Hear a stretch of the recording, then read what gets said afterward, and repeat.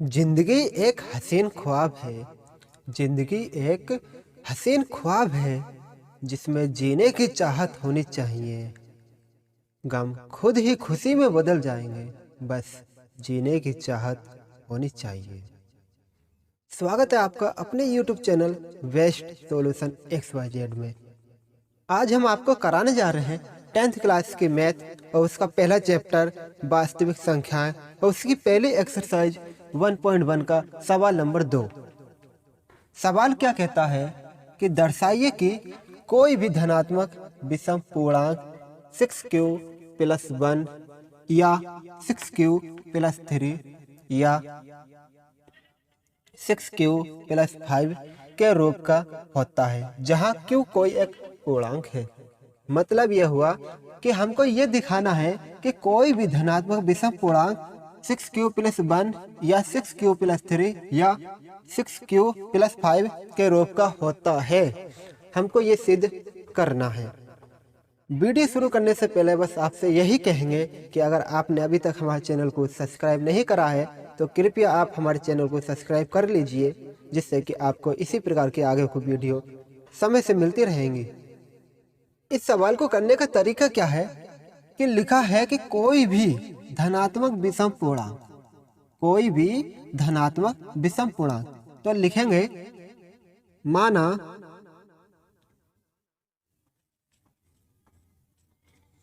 कोई धनात्मक विषम पूर्णांक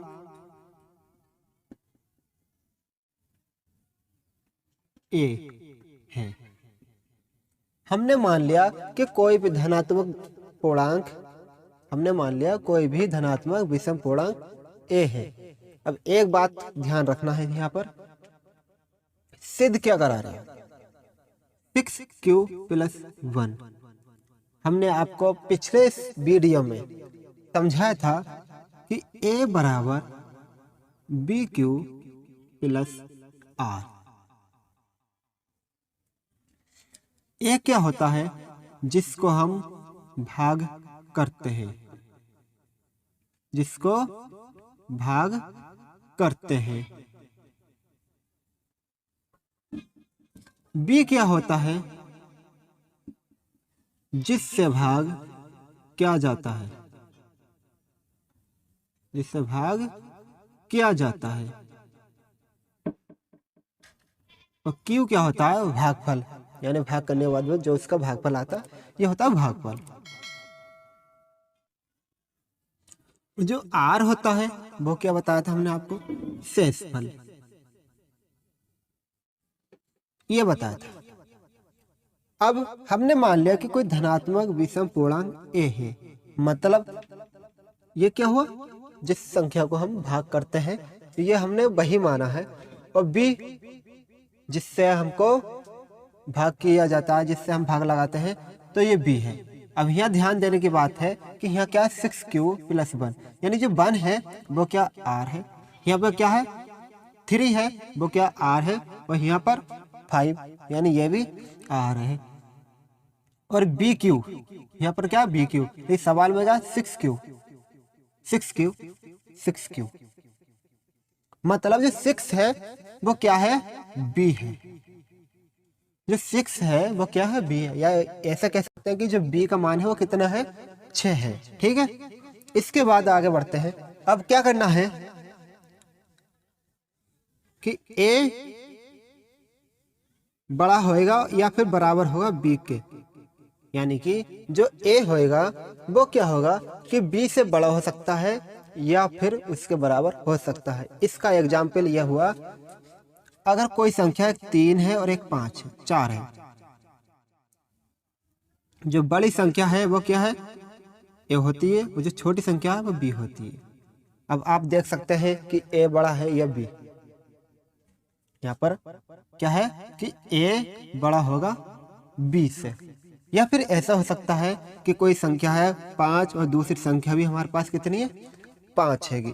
अब क्या है कि संख्या जो आपस में क्या बराबर है, a और b आपस में बराबर है। इसी तरीके से हमने यहाँ पर तो क्या है कि जो ए का मान होगा वो क्या होगा कि 6 के बराबर भी हो सकता है और 6 से कम भी हो सकता है। ठीक, आगे देखते हैं।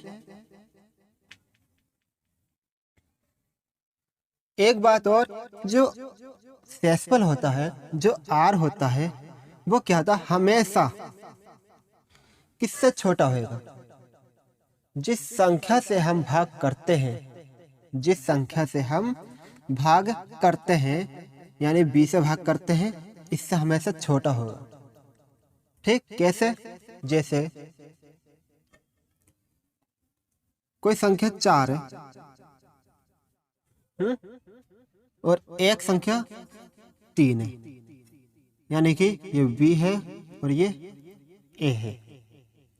जब हम बी से ए को भाग करेंगे यानी 3 से 4 को भाग करेंगे तो 3 एकन 3, कितना बचेगा? 1। 1 क्या होगा? शेष होगा। मतलब 3 क्या था हमारा? बी था और 1 क्या है हमारा? आर। अब देखा जाएगा कि जो आर का मान आया वो क्या हमेशा बी से छोटा ही रहता। आर का मान बी से छोटा ही है तो हमेशा आर क्या होता है? बी से छोटा ही होता है। ऐसे दिखा सकते हैं इस तरीके से कि आर क्या होगा?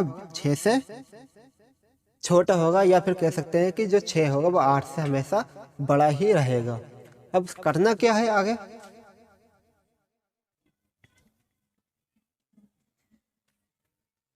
सवाल में लिखा है कि धनात्मक विषम पूर्णांक, धनात्मक विषम पूर्णांक।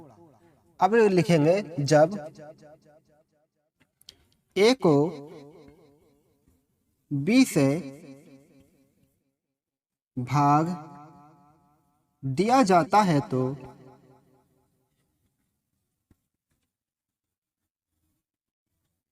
शेषफल क्रमशः 0, 1, 2, 3, 4, 5 डेडेस लगा सकते हैं, आता है। मतलब यह हुआ, अब हमको ये तो नहीं पता कि ए का मान कितना है, 4 है, 5 है, 6, 7, 8 है, क्या है, कुछ नहीं पता। एक बात तो कन्फर्म है कि जो ए का मान होगा वो क्या होगा कि बी से बड़ा ही होगा। अब समझ लेना, बी हमारा 6 है। जिस संख्या से हम भाग कर रहे हैं, जिस संख्या से हम भाग कर रहे हैं, किससे कर रहे हैं? 6 से।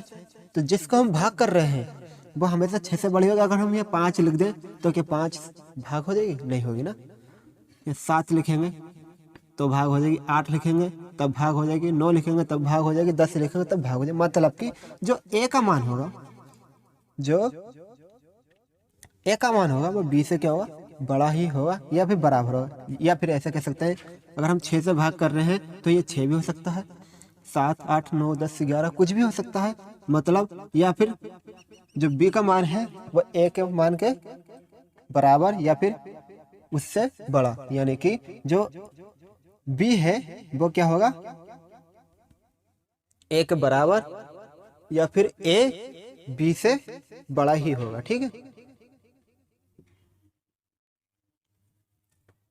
एक बात और समझने की है इसमें कि सवाल में लिखा धनात्मक विषम पूर्णांक, धनात्मक विषम पूर्णांक। और जब ये भी लिख दिया हमने कि ए को जब बी से भाग दिया जाता है तो शेषफल 0, 1, 2, 3, 4, 5 आदि बचते हैं।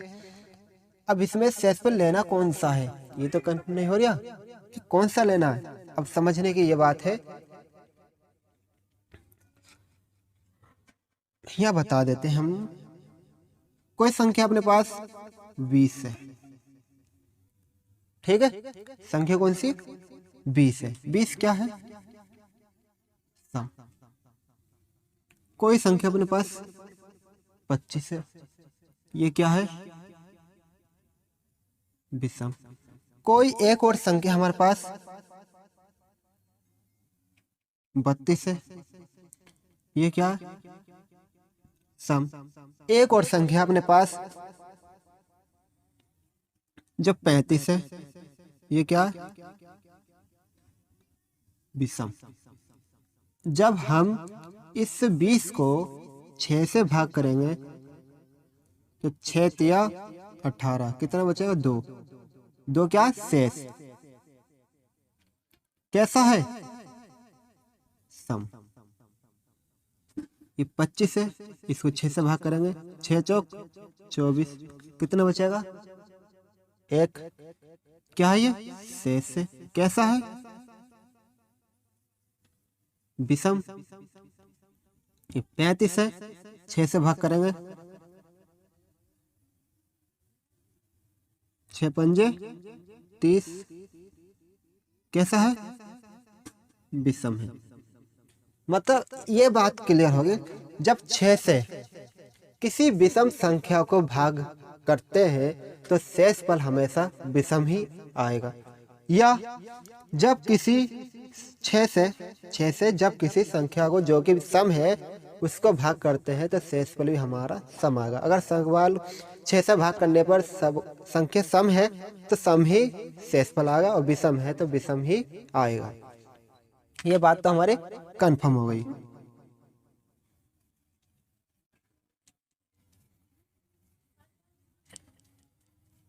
लेकिन सवाल में क्या दिया है? धनात्मक विषम पूर्णांक।